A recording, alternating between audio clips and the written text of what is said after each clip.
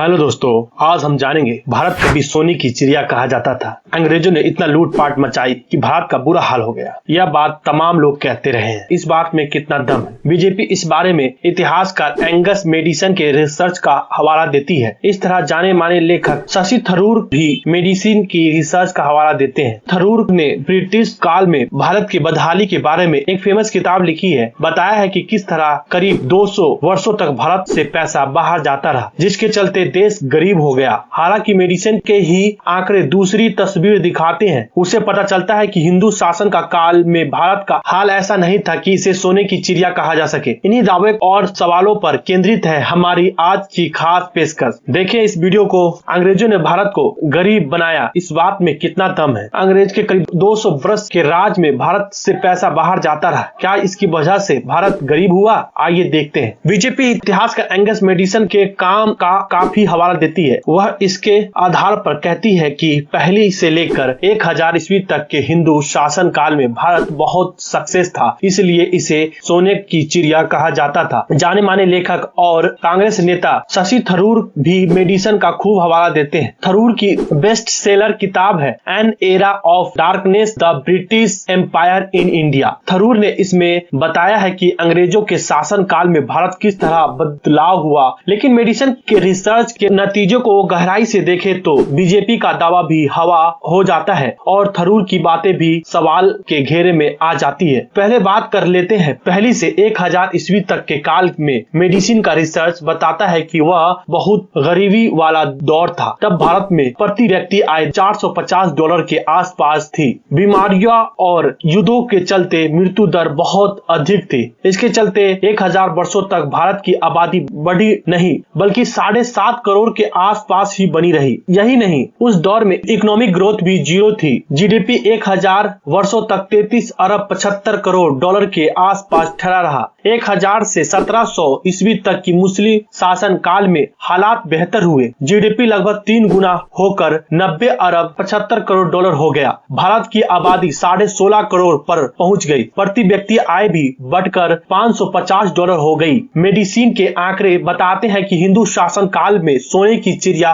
वाला दावा सही नहीं है। अब आते हैं थरूर की बातों पर। उनके किताबों में दिए गए आंकड़ों पर अभी ज्यादा विस्तार में नहीं जाया जा सकता, लेकिन उन्होंने मेडिसिन के जो हवाले दिए हैं उन पर बात करते हैं। मेडिसिन की किताब का नाम है controls of the world economic 1 से लेकर 2030 AD essays in macro economic history. इसमें जो आंकड़े हैं वे थरूर के दिए गए आंकड़े से कुछ अलग है। मेडिसिन का कहना है कि अंग्रेजों के शासन से पहले 1700 ईस्वी में दुनिया के जीडीपी भारत का हिस्सा 24.4% था, जो 1950 में घटकर 4.5% पर आ गया। जब थरूर कहते हैं इसकी बहुत साफ वजह थी। अंग्रेज ब्रिटेन को लाभ पहुंचाने के लिए भारत पर राज कर रहे थे। 200 वर्षों तक ब्रिटेन ने जो तरक्की की उसके लिए पैसा भारत से लूट कर ले जाया जाता रहा। सवाल यह है कि क्या मेडिसिन के असल आंकड़े इस पर मुहर लगाते हैं? 1700 से 1950 के बीच भारत का जीडीपी 90 अरब 75 करोड़ डॉलर से बढ़कर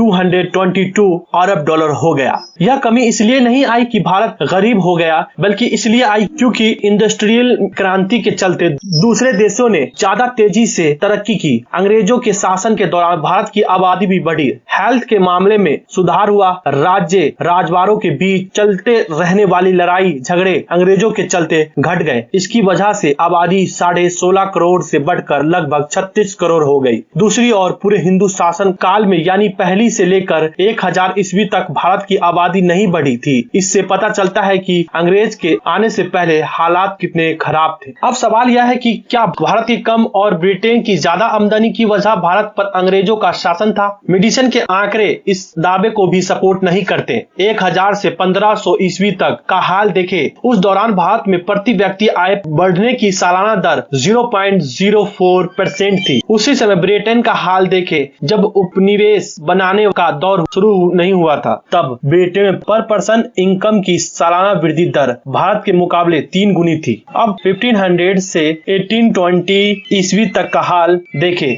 तो मोटे तौर पर यहाँ भारत में अंग्रेजों का राज से पहले का दौर था। उस दौरान भारत में पर पर्सन इनकम की वृद्धि दर -0.01% थी। उसी दौर में ब्रिटेन में आंकड़ा 0.27% ग्रोथ का था। अब 1820 से 1870 ईस्वी तक का समय देखें, वह लगभग भारत में ईस्ट इंडिया कंपनी की लूटपाट का दौर था। तब भारत की ग्रोथ 0% थी और ब्रिटेन के आंकड़े 1.26% का था। 1870 से 1913 ईस्वी में ब्रिटेन के शासन के दौरान भारत में प्रति व्यक्ति आय की सालाना वृद्धि 0.54% हो गई। यह सबसे तेज रफ्तार थी, लेकिन अंग्रेजों के शासन के आखिरी हिस्से में यानी 1913 से 1950 के बीच यह घटकर -0.24% पर आ गई। उस दौर में भारत पर ग्रेट डिप्रेशन और पर पर्सन के लिए जो फूड अवेलेबल था उसमें बहुत गिरावट की असर देखा गया। 1870 से 1950 के बीच ब्रिटेन में भी annual per capita income growth घटकर % से कम हो गई। जाहिर है कि यह उपनिवेश से होने वाला फायदे का संकेत नहीं है। 1950 से 1973 के बीच ब्रिटेन के हाथों से उसके उपनिवेश निकलते चले गए। उस दौरान ब्रिटेन की पर कैपिटा इनकम ग्रोथ बढ़कर 2.42% हो गई। यह उस थीसिस के उलट है जिसमें कहा जाता है कि ब्रिटेन की तरक्की इसलिए तेजी से हुई क्योंकि वहां अपने उपनिवेशों को लूट रहा था। ब्रिटेन की तेज ग्रोथ की वजह बढ़ी हुई प्रोडक्टिविटी थी। उपनिवेश से उसे मदद मिली, लेकिन केवल वही इसकी तरक्की की वजह नहीं थे। अब थरूर की एक और बात देख लेते हैं। वो भारत से पैसा ब्रिटेन जाने के बारे में मेडिसिन का हवाला देते हैं। लिखते हैं, इसमें कोई शक नहीं कि 190 वर्षों में भारत से काफी पैसा बाहर गया। अगर यह पैसा भारत में निवेश किया गया होता तो इसका बहुत बड़ा असर दिख सकता था। यह बात बिल्कुल सही है। हालांकि भारतीय इतिहास बताता है कि टैक्स रेवेन्यू का आमतौर पर निवेश नहीं किया जाता। यह पैसा मनमाने ऐशो आराम और लगातार चलने वाले वार में लगाया जाता रहा है। ऐसी साख खर्ची के चलते कई राजा